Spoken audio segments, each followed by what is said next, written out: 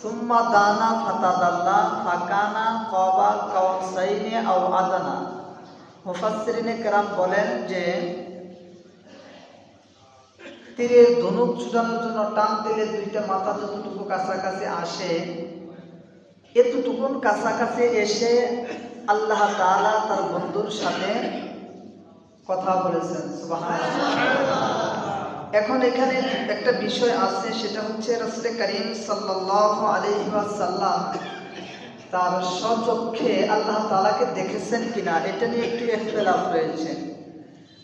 কেউ কেউ বলতেছে যে না, রাসূল করিম সাল্লাল্লাহু আলাইহি ওয়াসাল্লাম আল্লাহ তাআলাকে স্বচক্ষে দেখেন নাই, পর্দার অন্তরাল থেকে আল্লাহ তাআলা তার বন্ধুর সাথে কথা বলেছেন।